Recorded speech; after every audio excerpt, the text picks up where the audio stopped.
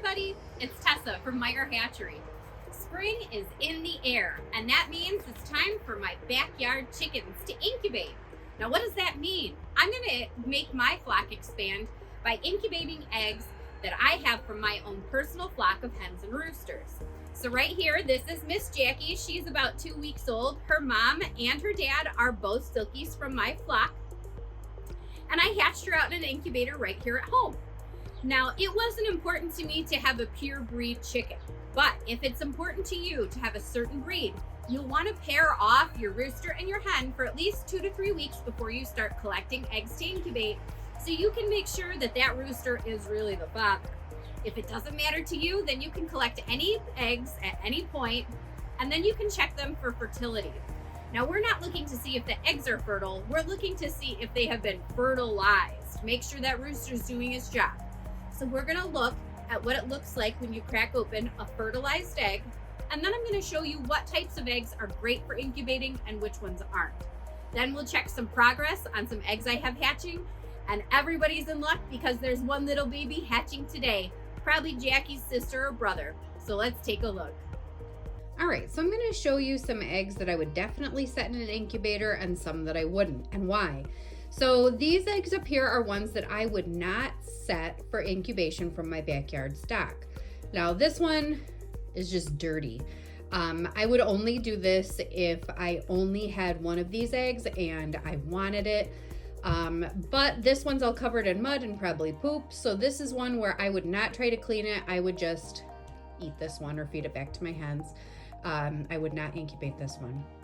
This one looks okay, but then whoop, there's a hole in it. So anytime that there's any minor cracking, again, only incubate if necessary. This one is too big of a hole to incubate.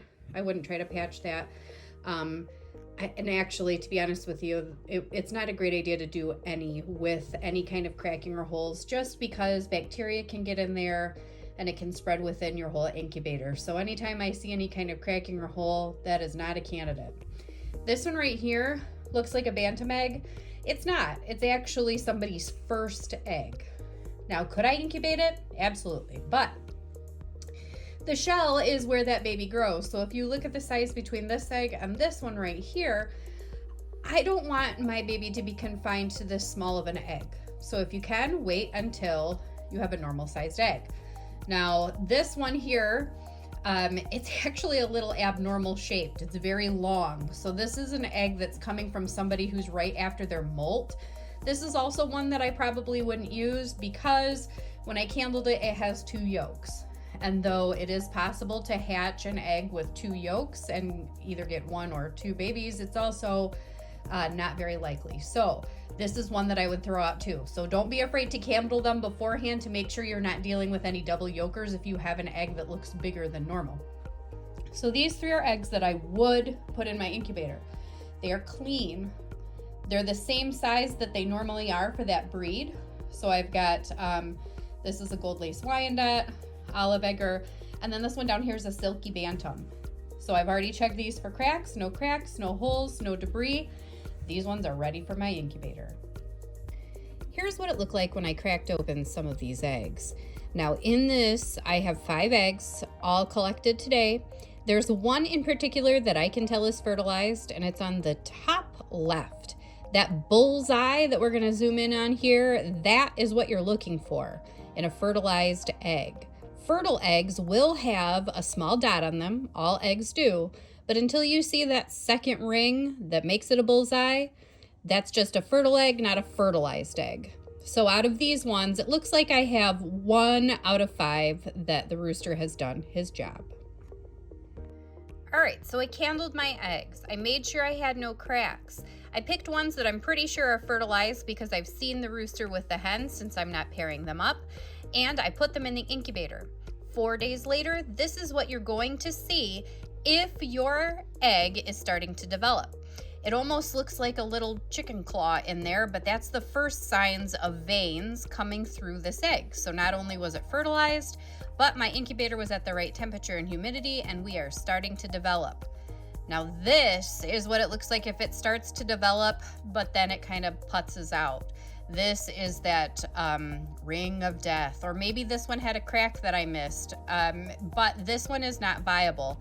I don't keep eggs in my incubator that aren't viable just in case. I don't like the risk because I have had one explode and it is not pretty. So this one I am going to toss, and then I'll show you what it looks like when we get to the end. We had a great surprise this morning. We woke up to 4 little babies, all fluffed and ready in the incubator. Here's 2 of Pat's recent children. It looks like we have, these are both silky crosses.